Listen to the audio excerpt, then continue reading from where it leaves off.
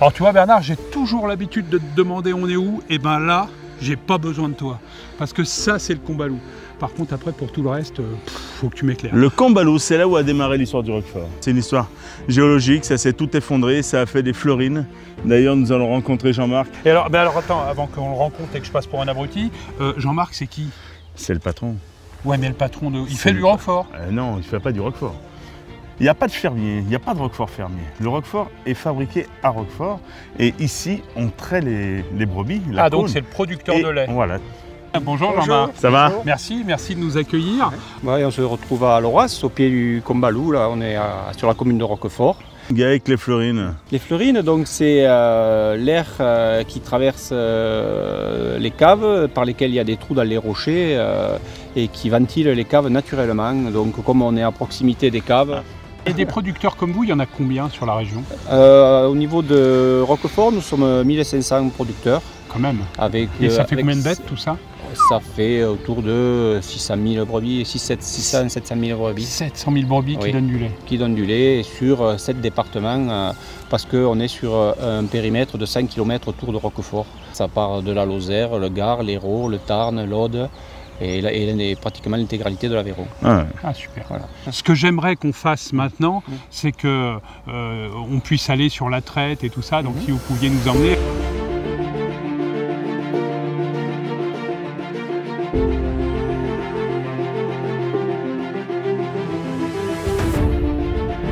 Alors là, Bernard, finalement, on est à la base du fromage.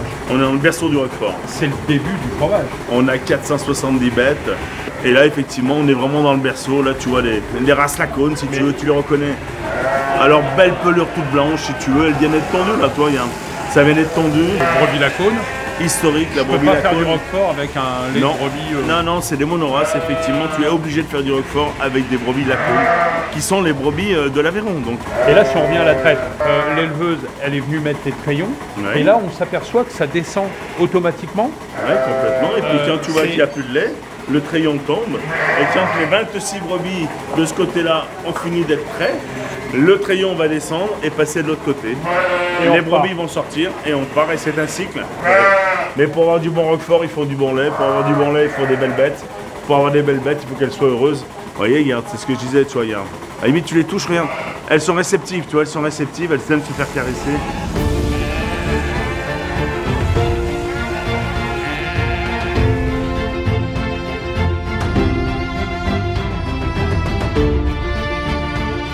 La table d'orientation, toujours pareil, le Combalou que tu as là en face.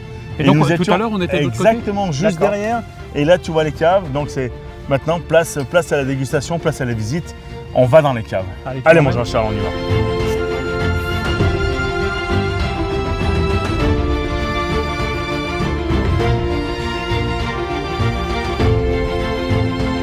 Et alors, dis-moi Bernard, ça, si j'ai compris à peu près, c'est le secret.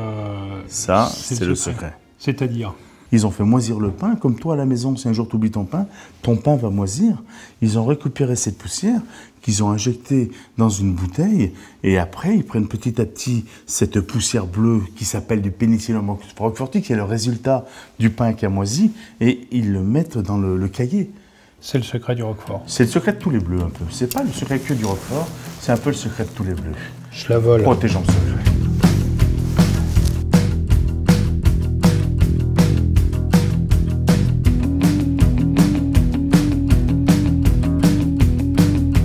Bonjour Jackie. Bonjour.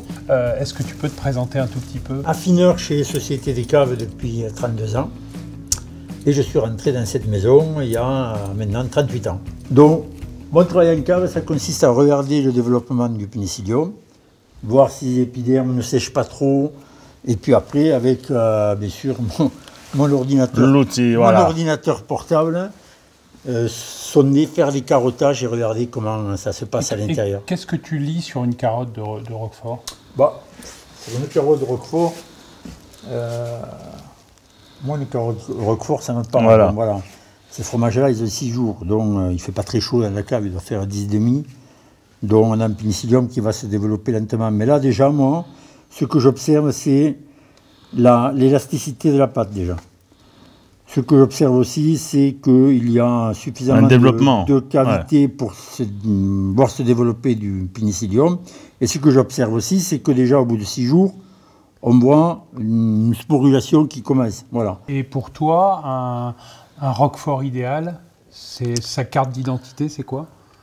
Un roquefort idéal pour moi, c'est d'abord un roquefort onctueux et un roquefort qui a du goût, avec une palette de goût qui peut avoir des notes de champignons moisis, mais sur certains de nos produits comme le baragnode, vous avez des notes de noisettes, de fruits secs. Voilà, c'est ce qui me plaît dans le roquefort. Et donc maintenant, Jackie, j'ai une question pour toi. Dans la famille, ils le cuisinent comment, le roquefort?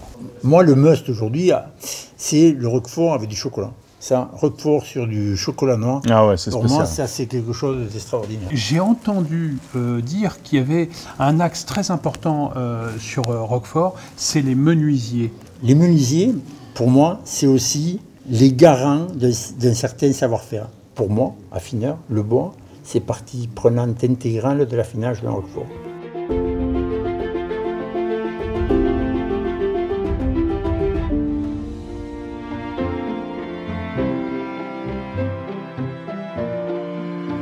C'est quoi d'être menuisier dans les caves de Roquefort? Eh bien, menuisier, c'est quand il y a un poteau ou une poutre qui cède ou des trucs comme ça, il faut la remplacer. C'est du bois local.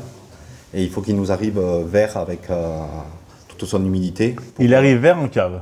Il arrive vert en cave. On l'amène à l'atelier pour le raboter, le mettre en forme. Et après, on le pose le plus rapidement possible pour pas qu'il perde son humidité. Nous, quand on a posé le bois, quand il est neuf, ils y mettent 1 tonne de sel pour 1 tonne de bois. Ah, quand même. Oui, pour ramener l'humidité. Xavier, écoute, merci pour tous ces conseils. Effectivement, on voit que le métier de fromager, le métier de menuisier sont 2 métiers du fromage. Mais pour l'instant, nous avons rendez-vous pour la dégustation. Allez. Je te dis merci de ton accueil. Merci Xavier, beau métier, bravo, super. Bon, et donc là, tu m'emmènes voir Xavier, mais purée cette fois. Ouais.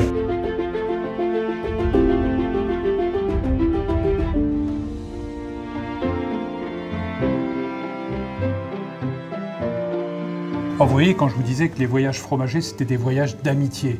Ben alors là, je vais vous le prouver encore plus que plus, parce qu'on a une chance extraordinaire aujourd'hui. On a la visite de mon ami, de mon copain, Xavier Thuret. Et Xavier, ça me fait super plaisir que tu sois avec nous dans cette aventure. Xavier Thuret, il ne le dira pas, alors je vais vous le dire, meilleur ouvrier de France 2007, frère de lait de Bernard Muraveau, meilleur ouvrier de France 2007 aussi. Alors quand vous avez 2 2007 qui se rencontrent, celui qui est rien, il s'efface. Messieurs, je vous laisse parler du plus beau produit du moment. Donc quand on parle de Roquefort, un Roquefort, ça se mange tout d'abord avec les yeux.